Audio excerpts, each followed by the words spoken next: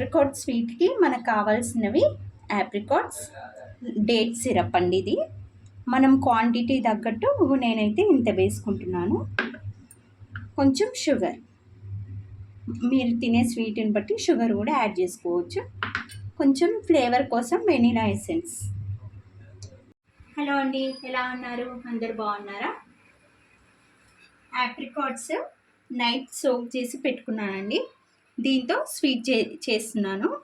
దీని నుండి ఇలా సీడ్స్ సపరేట్ చేయాలండి. సపరేట్ చేసేసి స్వీట్ ప్రాసెస్ ఏంటో చూపిస్తాను అండి. దీని నుండి ఈ గింజలు, ఇవి సీడ్స్ సపరేట్ చేశాను. దీని నుండి విత్తనాలు వచ్చినాయి కదండి, ఆ విత్తనాల నుండి సీడ్స్ నుండి ఈ పలుకులు అనేది సపరేట్ చేశాను.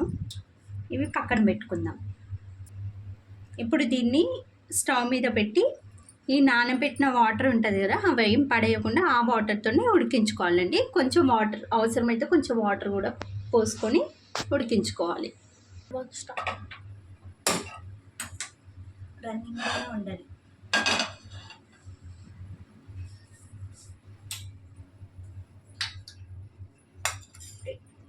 ఇది వేసేసి బాయిల్ అవ్వాలి.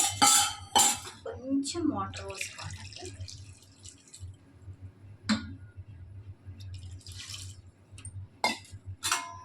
బాగా ఉడకనివ్వాలి. దీన్ని బాగా ఉడకనివ్వాలి.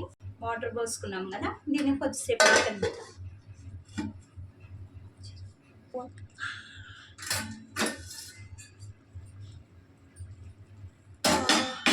చూడండి, ఉడికిపోయింది. ఆప్రికాట్స్తో స్వీట్ కుబానికా మీఠా.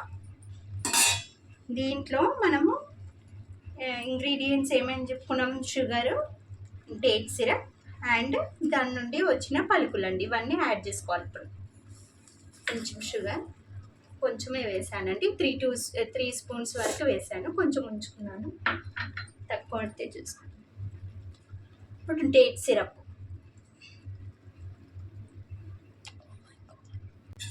వేసేసుకొని బాగా మిక్స్ చేసుకోవాలి.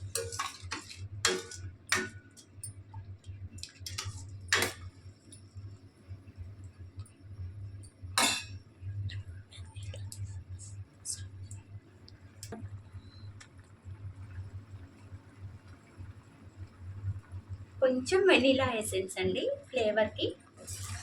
1/2 టీ స్పూన్ 1 టీ స్పూన్ వరకు కూడా వేసేసుకోవచ్చు. కొంచెం ఇప్పుడు దీన్ని కొంచెంసేపు ఉడకనివ్వాలి.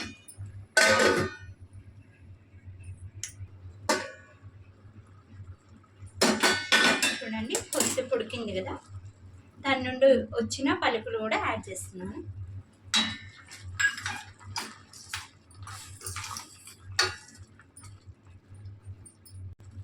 ఇది 5 మినిట్స్ ఉడకనివ్వాలండి.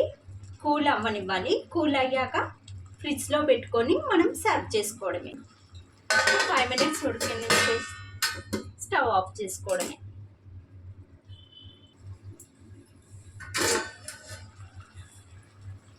చూడండి, రెడీ అయిపోయింది. టేస్టీ కుబానికా మీఠా విత్ ఆప్రికాట్. మీరు కూడా ట్రై చేయండి. ట్రై చేసి ఎలా ఉందో చెప్పండి.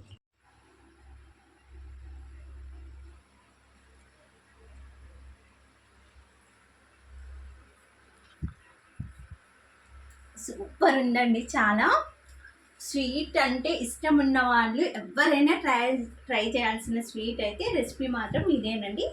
కంపల్సరీగా ట్రై చేయండి. చాలా అంటే చాలా టేస్టీ అయిందండి.